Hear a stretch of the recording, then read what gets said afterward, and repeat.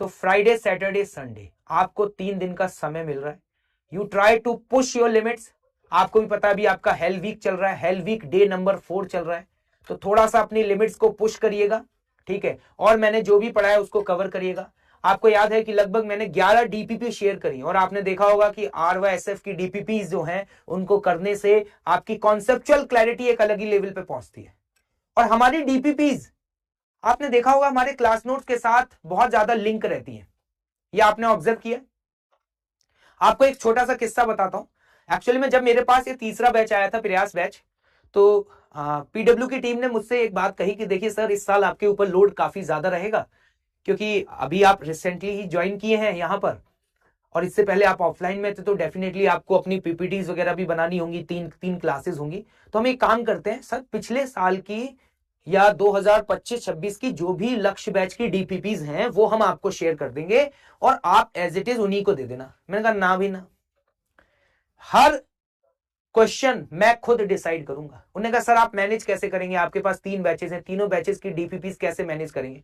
मैंने कहा देखिए सभी का सीक्वेंस अलग अलग होता है पढ़ाने का, है ना।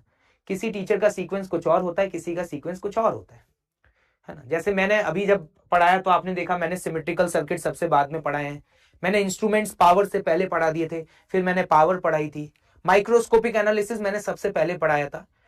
तो मैं ये नहीं कह रहा कि मेरा सीक्वेंस बेस्ट है, मतलब हर टीचर का सीक्वेंस अपना बेस्ट होता है और वो अपने सीक्वेंस से पढ़ाता है ना। तो मैंने ये कहा कि देखिए मेरा अपना सीक्वेंस है और मुझे पता है अपने लाइफ के एक्सपीरियंस से कि मुझे बच्चों को किस तरीके से उठाना है। I always love 2 things, one is very high discipline और चीजों को सिस्टमैटिक तरीके से रखना।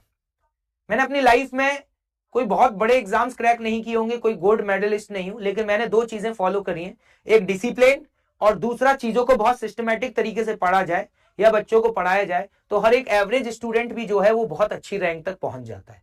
और आपने मेरा कंटेंट जो अभी तक पढ़ा है, जितने भी लोग मुझसे अभी तक पढ़ रहे हैं, तो आप सभी लोगों ने देखा होगा कि मैं इन सब चीजों में, ऐसा नहीं है कि रैंडमली कोई भी क्वेश्चन करा रहा हूं, आपने देखा होगा हर चीज हम बहुत वेल सिंक वे में चल रहे हैं, हर चीज जो है वो हम बहुत ही वेल सिंक वे में चल रहे हैं।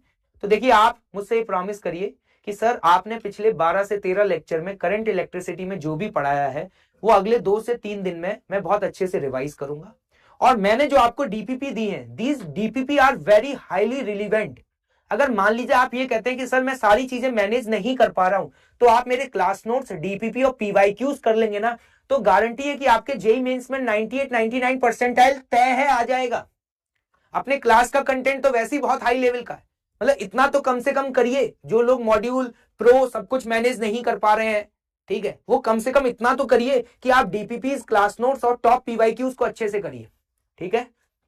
चलिए, तो जैसा कि आप लोग मुझसे प्रॉमिस कर रहे हैं और मुझे पूरा विश्वास है अपने RYSF बटालियन पर कि यहां प्रेजेंट हर एक कमांडो मेरी बातों को बहुत सिंसियरली लेता है और बहुत तगड़े तरीके से मेहनत कर रहा है। ये जो सफर अभी 3 चैप्टर तक आपके साथ रहा है, बहुत ही शानदार सफर रहा है। आप सभी का बहुत तहे दिल से बहुत प्यार मिला है, आपका बहुत तगड़ा सपोर्ट मिला है। बस यही एनर्जी आप बरकरार रखिए। मैं तो अपनी तरफ से पूरी कोशिश करता रहूंगा, आप लोगों को दिखाई भी दे रहा होगा। आप लोग जब डीपीपी के क्वेश्चन सॉल्व कर रहे होंगे तो आपको अलग ही लेवल का मजा आ रहा होगा। क्लास में हम जो टॉपिक पढ़ते हैं डीपीपी में हमें वैसे ही क्वेश्चंस मिलते हैं, आपने ये देखा होगा। तो क्या होता है कि हमारा कॉन्फिडेंस और ज्यादा बढ़ जाता है। मैं डीपीपी और क्लास नोट्स को हमेशा एकदम सिंक करके चलता हूं। तो ये चीजें आपके लिए बहुत इंपॉर्टेंट है अगर आप बिल्कुल जीरो लेवल से एडवांस लेवल तक जाना चाहते हैं, तो आप ऐसे टिके रहिए। हाँ, एक और चीज, अभी करंट इलेक्ट्रिसिटी में